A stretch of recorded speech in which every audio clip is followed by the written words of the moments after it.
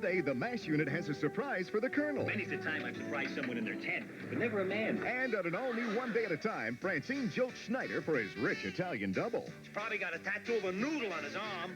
Then... he's beaten her, and she bought a gun. can Cagney and Lacey stop a cop and his wife from killing each other? All Monday. Tomorrow on CBS Sports, an NBA playoff doubleheader starting with the Boston Celtics and the Milwaukee Bucks as the championship challenge continues tomorrow on CBS Sports.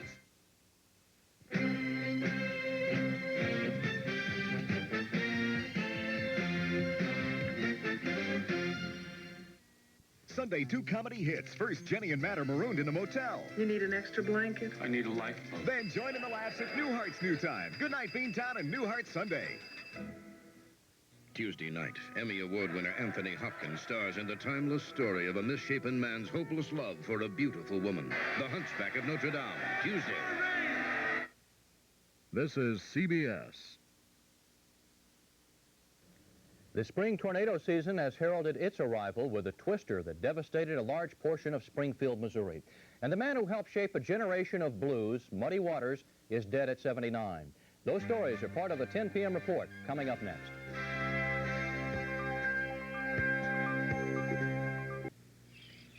Say goodbye to thin lawns and bare patches for good. From Northrop King Research comes Fast and Fine. For fast repair of bare patches and thin lawns, Fast and Fine comes up quicker, sends roots deeper. For strong, resilient grass, summer after summer. And Fast and Fine blends in perfectly. No one else gives you Fast and Fine. Only Northrop King, the leader in new ideas for lawn care. Today's harder-working engines run hot like racers do. And to help engines last longer, there's new Amical Ultimate Synthetic Motor Oil. What am I thinking of? Pizza for lunch? It'll probably take 5 minutes. New personal pan pizza from Pizza Hut, starting at $1.59 and ready in 5 minutes or your next one's free. This is dumb. I'm really dumb. I don't have time for a pizza for lunch. Whoa. New personal pan pizza from Pizza Hut. Lunch for one and ready in 5 minutes or your next one's free. Wow. Guaranteed.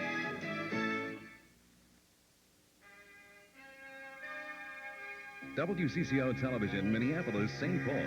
From the WCCO newsrooms in Minneapolis and Washington, D.C., this is the 10 p.m. report. With Mike Walsher, Dr. Walt Lyons, Tom Hanneman, and tonight, Project Children continues. I'm Barb Braun. Tonight we take a look at schools, at the changes in education over the last 30 years. Good evening, everyone, and thank you for joining us this Saturday evening. Unfortunately, one of the things we have to live with soon after spring finally arrives is the tornado season. All you can do is hope that this isn't the year a twister touches down near your home. For those of us in the Twin Cities, the memories of 2 summers ago are still painfully clear. And tonight, they're even clearer for the residents of Springfield, Missouri. A tornado ripped through their town late last night, and now it looks like this. The path the twister took is clear from the air as it barreled through, devastating 1 square mile of the city. A young girl was killed, 17 others were injured.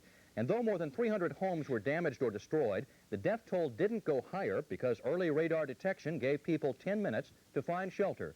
Today, they talked about their ordeal. Your reaction is to think, oh, my God, we're going to get a bad one this time, because it was quite clear it was going to happen. Residents there say they can't remember the last time their town was hit by a tornado. But today, they began the long process of picking up the pieces while the National Guard patrolled to help prevent looting. Also tonight, officials report that 1 person was saved from the wreckage of a Navy plane that exploded and crashed into a river in Jacksonville, Florida. But hours of searching for the other 14 passengers have yielded only bodies. The plane blew up 5 minutes after taking off from a naval air station. The cause not yet known. Some homeowners in Stillwater decide next week whether to file a $1 million lawsuit against the Orrin Thompson home builders. They're upset because fireplaces in their homes don't work right. We get the story now from Catherine Raywald. This is one of the faulty flues. The mortar is chipped away, allowing creosote to build up outside the flue. If that ignites, the whole house could burn. Rich Cummings was told 4 months ago not to use his hearth. Since then, he and several hundred of his neighbors have tried to come to terms with their builder, Orrin Thompson. The homeowners are worried about safety and property values. Independent inspectors say 100 of the fireplaces should be rebuilt. Orrin Thompson declined to discuss the problem with us. The builder says it will notify Croywood residents of its final offer next week. Rich Cummings predicts the offer will be rejected. He's not really offering us anything that's going to do anything to help keep the value of the homes. In fact, the major solution he's offered is an insert system.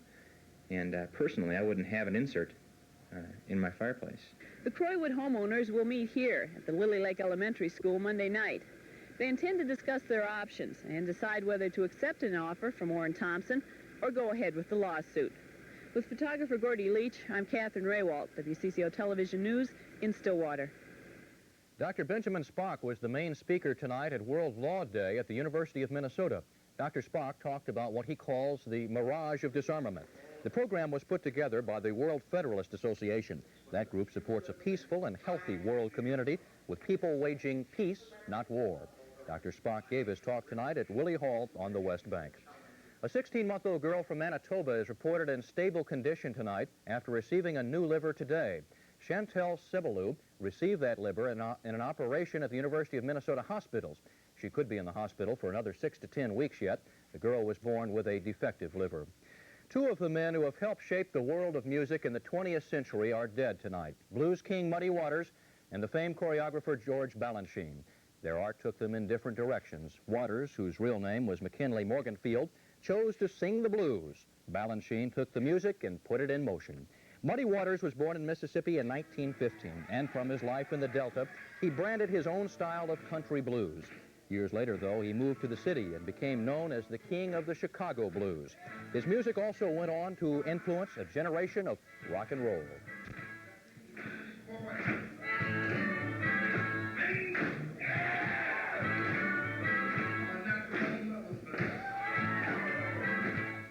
Muddy Waters died of a heart attack today at his home in Chicago. He was 68 years old.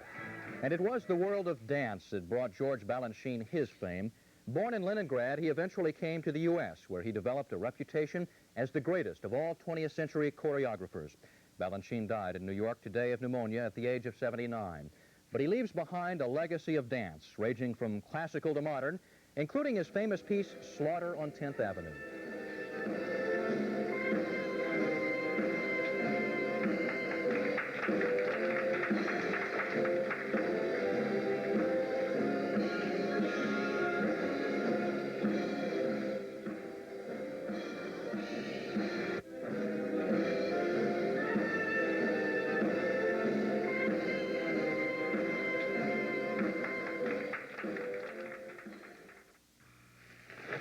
Feeding, weeding, fighting bugs. You need ChemLawn. ChemLawn guarantees a thicker, greener lawn. In spring, we feed and weed. Guaranteed. In summer, we come back to spray for bugs. Guaranteed. In fall, we heavy feed. We'll keep working till you're satisfied or your money back. Guaranteed. ChemLawn keeps coming back for a thicker, greener lawn. Guaranteed. Seco LaSalle. Marvels of thinness. So perfected, so refined. They reach the realm of art. Seco LaSalle. Thin, rich, beautiful.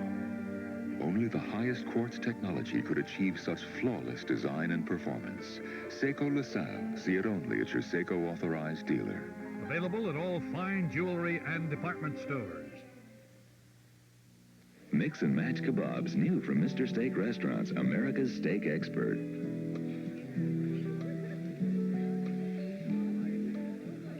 Remember what health care was like in the service? Get in there, take it out, fill out these forms. What service number there, crazy, huh? Salute. You call that a salute? That's not a salute. Unfortunately, lots of HMOs aren't much better. Is this the clinic? I've been driving for hours. Stand there, take this number, fill out this form, hurry. Give me your insurance numbers. Stick this in your mouth. But at HMO Minnesota, we give you superior health care coverage with no red tape. Best of all, at HMO Minnesota, we are your family doctor. You'll love HMO Minnesota. It's like getting out of the service. Some of those most familiar with the nuclear arms race took part in a discussion on arms control in Minneapolis today. It was part of this year's Humphrey Conference. The day-long session focused on the links between national security, nuclear weapons policy, and the threat of nuclear war. Several national experts spoke today, and Minnesota Senator Dave Durenberger delivered a keynote address on the domestic policies of arms control. Those policies and politics can sometimes be confusing at best, especially now that Capitol Hill is fully involved in debating the controversial nuclear freeze bill. Jim Gately has been covering that debate from our Washington newsroom, and here's a look at the story from a different angle. For 5 full days now, the House has debated but not voted on the nuclear freeze issue. The problem is that opponents of the resolution are keeping the House tied up with what seems like an endless number of amendments. If it sounds confusing, it is. Now, we get to watch this all the time, but tonight we'd like to share with you some of the confusion. The people want the arms race stopped, and we intend to make sure that their voices are heard.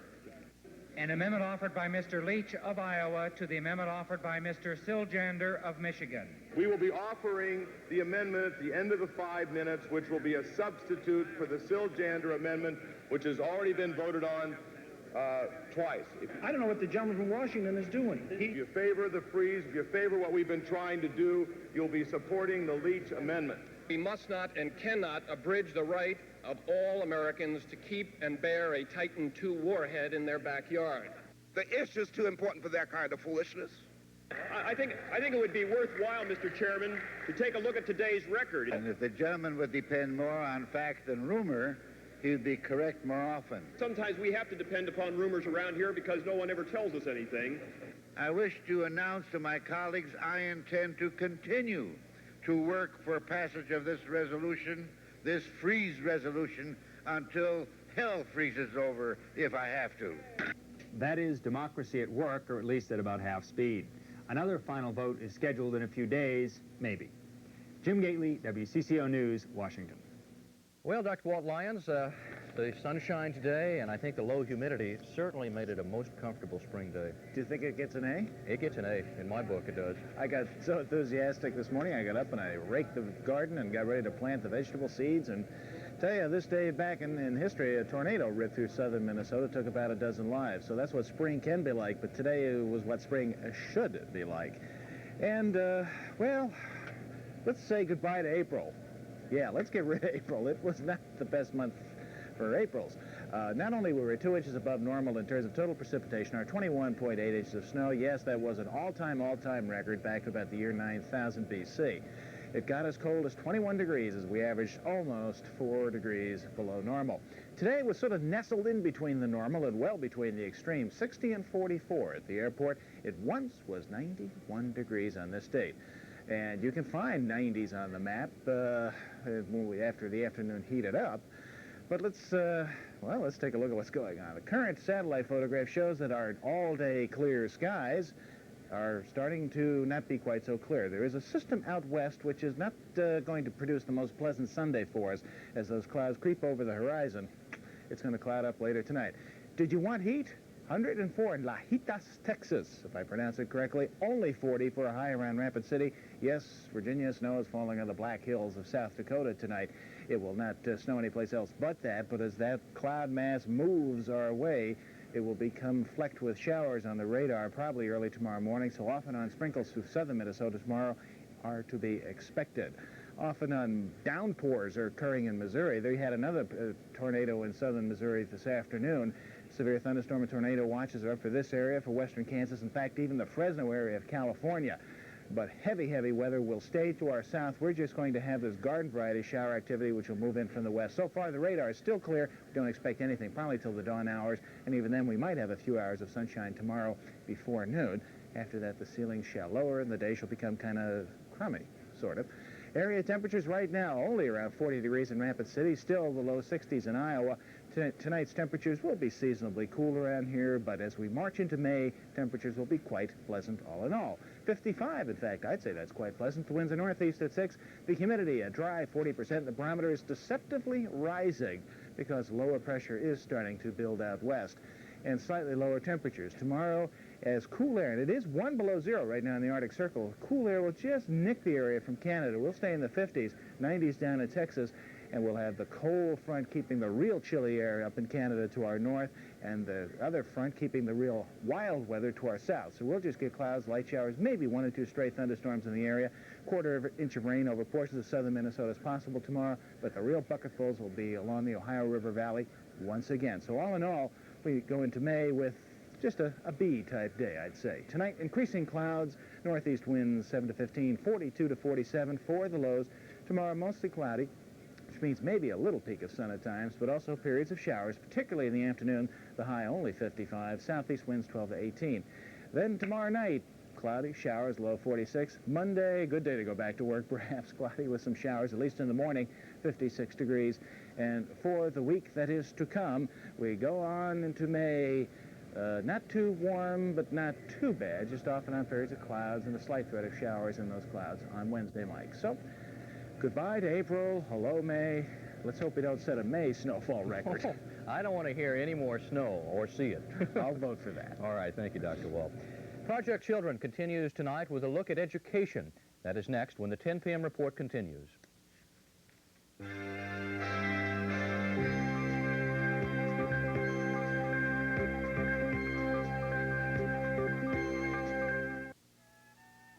On the next edition of Our Magazine. It was a way to have friends and a way to be popular. Teens and drugs. It's a matchup every parent fears.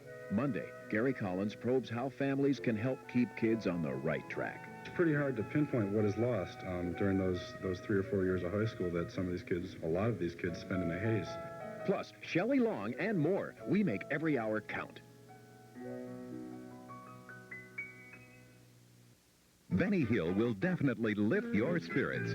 Don't miss his special brand of British humor. Watch The Benny Hill Show, tonight at 10:30 on WCCO television. You can scrub every floor, every counter, every cupboard, and still have bugs. You need America's #1 choice in pest control, the Orkin Army. We'll clean out your bugs with proven chemicals like our famous RD98. So effective, we give you a pest control guarantee.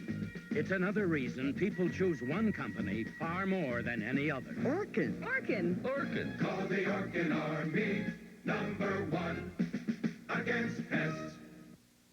When people in the Great North look for a new car, they compare a lot of things.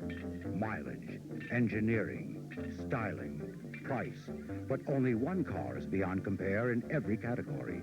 The Renault Alliance Car of the Year. Impressive mileage for only $56.95.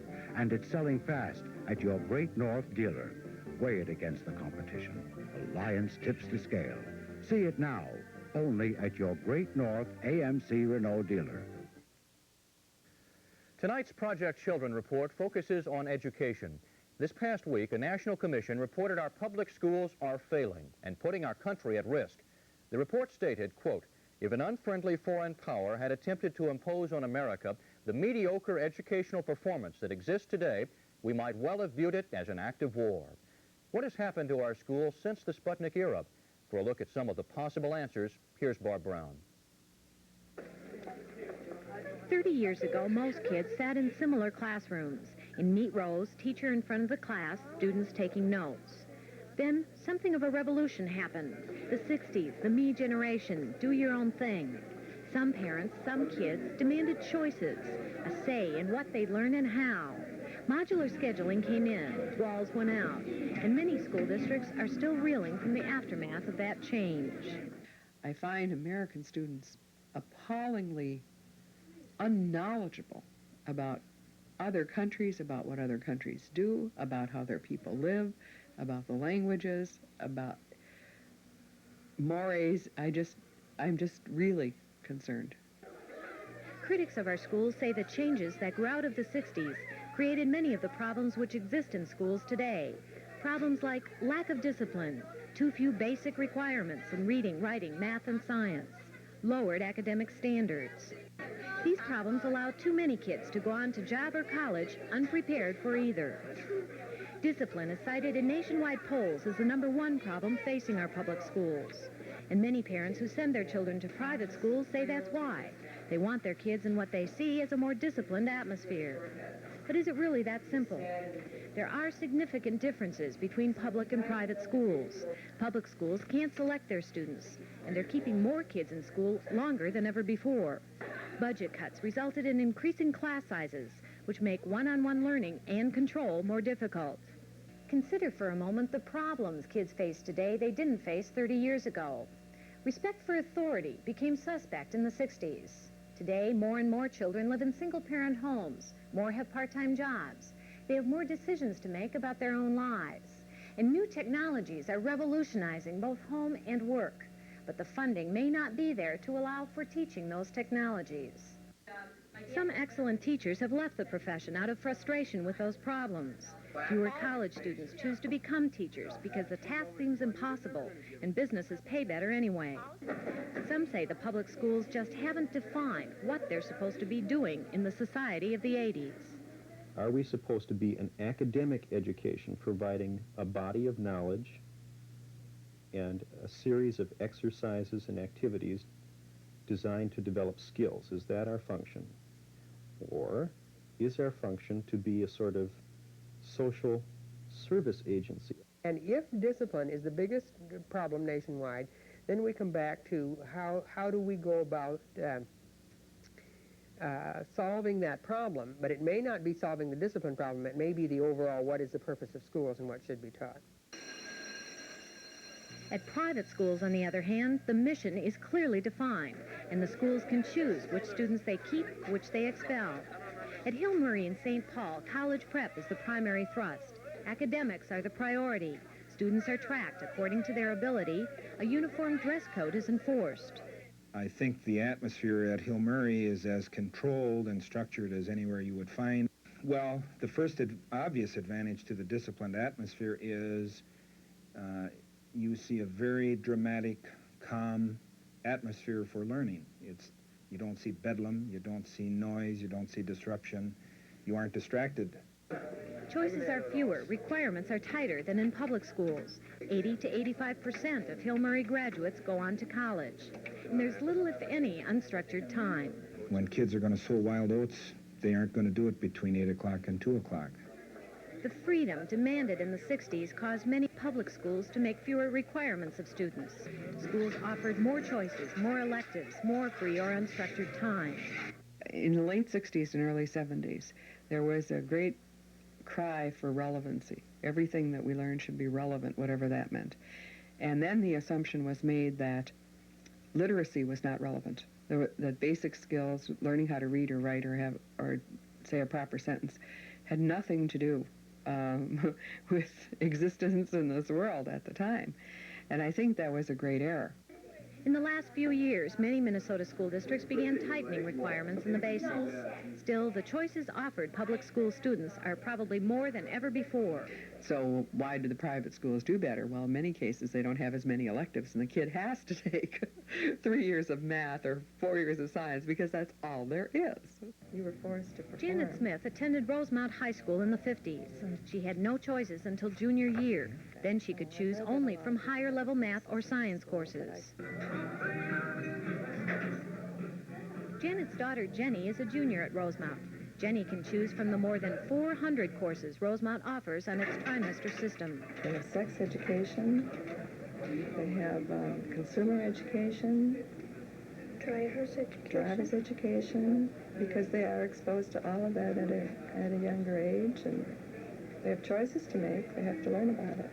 The difficulty seems to be attaining a balance of requirements and choices. I find something wrong in a state where there are heavy social studies requirements to graduate, but yet one can graduate with only 1 year of math or 1 year of science. Many Minnesota districts do require more math and science than the state dictates. But the real problem may lie with today's bottom line society. I've seen that it's been possible for students to get through school with a minimum amount of work. Nobody asks about what they're supposed to do. They want to know what the minimum is. As though education was something like a sale. You know, what's the base sticker price? It seems education has come nearly full circle since the time of Sputnik 30 years ago. Then we gave education top priority to catch up with the Russians. But it slipped, experts believe, and no longer occupies center stage. The Commission and many parents say we must once again give education the priority it deserves. That may be costly in terms of dollars, time, and attention. But many argue the price is worth it. After all, what's more important to our future than the education of our children? With photographer Jeff Coffer, Barb Braun, WCCO Television News. And tomorrow night, as Project Children continues, Alan Cox of our staff will report on the growing numbers of kids who are involved with cutting classes, using drugs and alcohol, and involved in sexual relationships while still in their teens. We'd also like to remind you that tomorrow morning, WCCO Television has scheduled 90 minutes of programming on teenagers, starting with a rebroadcast of Ann Rubenstein's series Central High USA, followed by Marlo Bindau's special on teenage addiction. And after that, a special call-in edition of Sunday Supplement featuring 3 young former drug users. That is tomorrow morning here on Channel 4, starting at 10:30 a.m. And Tom Hanneman is up next on the